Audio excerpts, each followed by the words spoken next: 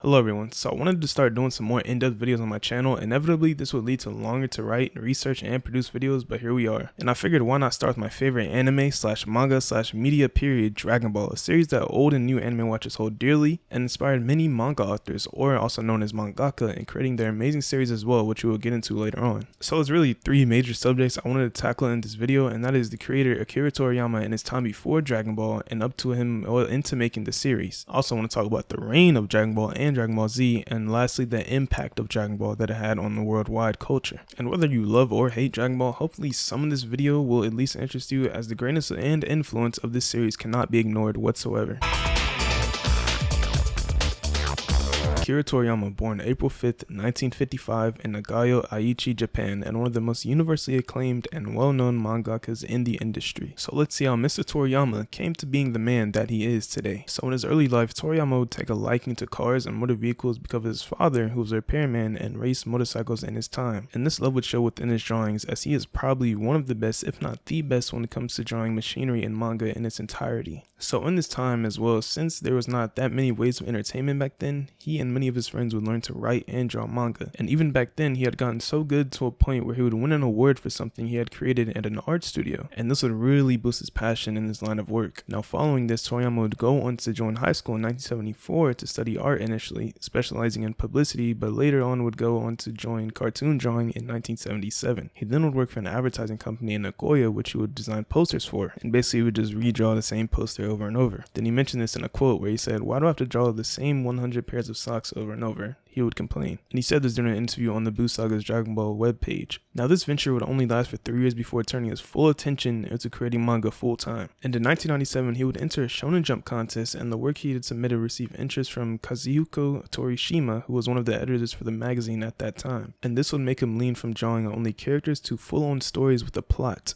which would lead us up to the year of 1978 when Toriyama's first official creation was born, and that was the manga Wonder Island, which was a 2-part one-shot, and you can see this would lay the groundwork for Toriyama's next creations as far as things such as art style and other things in this manga. Wonder Island didn't do amazing in its time, but managed to gain some success, which in 1979 would inspire him to put out his next manga, Highlight Island, as well as Tomato Girl Detective, which was one of the first manga to be made that featured a hero that was also a female. Following this, Toriyama would seek to level up his art and stories even more, and began noting things such as sceneries everywhere he went, as well as saying his people's looks and how they're presented in comparison to their personalities. So first he would come up with the persona, then the personality, and then the body type. And for example, if a character were in combat, he would imagine clothes that would make sense to wear in that sort of scenario as well. Akira Toriyama's first major debut would come in the following year with the title many people will know, Dr. Slump, which basically follows Dr. Senbei Norimaki, and he creates a very famous robot Aurelie, and she is obviously very extremely strong. Y'all know her from Dragon Ball and everything like that. So, and this manga would end up being in one of the top 100 most sold mangas of all time. It also received an anime adaptation as well. A quote from Publishers Weekly described it as Toriyama's twisted version of Sesame Street, and also added it was a slapstick romp with an endearingly oddball cast of characters. So this would mark a major moment in his career, with Toriyama having pressured himself to put out another great series. He begins working on his next one that would put out 2 chapters of a series called Dragon Boy, which would sound awfully close to a series you may know, which it basically was just a rough sketch of Dragon Ball and laid the ideas and groundwork for Dragon Ball as well. And this series was also heavily inspired by Jackie Chan and Journey to the West. A couple years would go by, and in 1985, Akira Toriyama would drop one of the most impactful series that would not only change his life,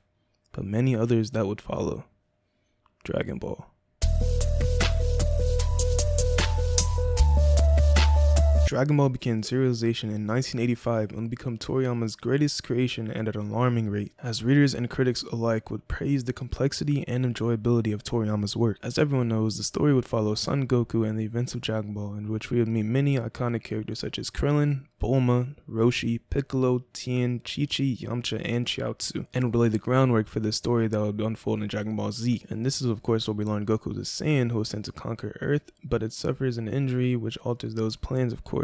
And in Dragon Ball Z, we are introduced to many other iconic characters such as Raditz, Vegeta, Frieza, Trunks, Android 16, 17, and 18, Cell, Dabura, Gohan, Boo, Goten, and Trunks, as well as Beerus and Whis introducing the final canon material of Dragon Ball Z. Now, to talk about the reign of Dragon Ball, it really first begins with the anime, as this is the series that started the process of popularizing anime in the West. And the timing of this was very critical to its success, as there was not that many great shows airing at this time, so when viewers got their first glimpse of Dragon Ball, they were immediately hooked. And a major reason for this is that Toriyama's process for creating art, as he makes it so easily digestible, as well as having great fights and comedy, but not being voidless of plot or substance whatsoever, as what is on the surface he always adds upon and makes something even more intricate. For example, we all know Goku is a Saiyan. From the surface, someone can enjoy it just as much as someone else who knows the layers of Goku's Saiyan characteristics and the development of his character throughout the series, and that in itself takes a very great level of creativity that Akira Toriyama displays. And this reign of dominance on television would last for 3 years, ending in 1989 after airing 153 episodes, and of course would also skyrocket the sales of the manga as well, and would also skyrocket the popularity of Jump overall. And in the graph we can see the impact from 1985 to 1995 with Dragon Ball and Dragon Ball Z, which released and ended at the first and last of those years, brought Weekly Jump to the highest point it's ever been. And of course I will never forget to mention the series that also helped boost the popularity, such as Saint Seiya,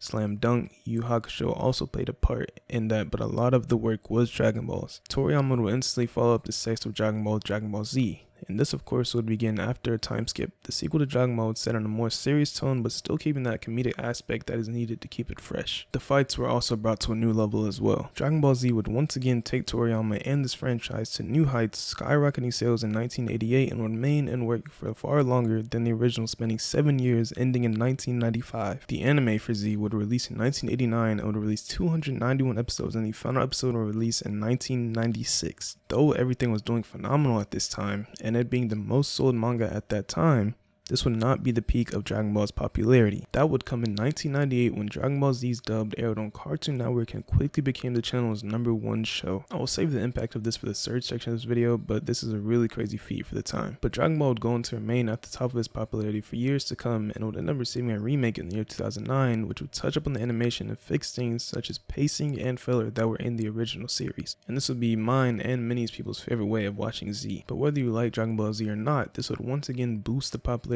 as would have around 2 million people tuning in every Saturday, and would help round up Toriyama's wild success, with the manga finishing at 4th in all-time manga sales, but having the highest sales per volume of all time at 6.19 million, higher than such as One Piece, Bleach, Naruto, etc., which is arguably more impressive seeing that he has less than half of the volumes of the ones above him in terms of sales. And of course, another player would be inserted into this slate, being Dragon Ball Super, but we'll save that for another video. The impact of Dragon Ball is unparalleled as far as anime and manga goes. It helped popularize it especially in the West and on Western culture, as it brought Japan's style of storytelling, art style, and culture to a whole entirely new demographic, and we still see impacts of this even up to this day, as anime and manga is still rapidly growing and reaching new audiences. And the somewhat negative stigma surrounding anime and manga is fading away very quickly. You can also see the cultural impact through cosplay and fan art, as well as in other medias as well. So another major impact Dragon Ball had is of course its influence on other manga authors, aka mangaka. Some of those examples being the big 3 authors. Firstly, Tite Kubo notes Toriyama taught him that all villains need to be strong, scary, as well as being cool, without exception. And we can see that in many of his villains such as Sosuke Aizen, Grimmjow, Orochimaru, and many others like Yuha as well. Naruto creator Masashi Kishimoto says his art was a heavy influence on his, and that it was more cartoony art style and felt right rather than a realistic drawing. Finally, One Piece author Ichiro Oda, making the most successful manga as far as numbers go, selling 500+ million copies, of course being One Piece. He took heavy inspiration from Akira, spanning across many reviews and illustrations he has done over the years. Oda cited manliness as an inspiration for Luffy's character he borrowed from Goku. He also noted Dragon Ball is a masterpiece. Dragon Ball's art style is another inspiration he has, which he says he rereads it a lot in order to imitate and grow upon his own art style. Other notable authors that have mentioned inspiration from Akira Toriyama's work are Fairy Tail author Hiro Mashima, Jujutsu Kaisen author Gege Akutami, and My Hero Academia's Kohei Horikoshi, and many more of course. The influence doesn't end there, as Dragon Ball has paved the way for many battle shonens that would follow it, and popularized power-ups, lighthearted main characters, the Vegeta type of character we see in other series, insane strength levels, as well as the tournament arc. And yes, he may not have been the first to create these shows, but he brought them to a new level within this series. Finally, the amount of references made to Dragon Ball and other media is far too extensive to put in this section right now, as I would be here for talking for a very long time. I can make a video about all of them at a later time, but to name a few, there's Blood Lab with a very popular reference as the main character charges up the Kamehameha wave. In that time I got reincarnated as a slime, we see Veldora charge up the same attack. In the Amazing World of Gumball, we see a character go Super Saiyan, and in Assassination Classroom, we see Koro Sensei and another student enter powered up forms that resemble many of the forms we see in Dragon Ball. There's also many forms of music that reference Dragon Ball as well, short songs from Ski Master Slump God, Juice WRLD, and of course MF Doom, rest in peace. And those are just a few of hundreds of references which span across anime, manga, cartoons, television, movies, and comics. To finish off this section, the impact of Dragon Ball should never be undermined, as whether you love, hate, or have no opinion on this series, there is no denying it is one of the most important pieces of media that has ever been created. And for that, I give nothing but respect to Akira Toriyama and everyone who's helped him along the way to create my favorite series of all time. So I hope everyone enjoyed this video. I put a lot of hard work into researching, writing, and editing this video. So if you did enjoy it, let me know your thoughts. And if you didn't enjoy it, also let me know your thoughts. You can definitely expect more of these types of videos, more spread out of course, but I'll probably do Pokemon or something else I love next. I don't know. But that's all for me. Thanks for watching. Peace.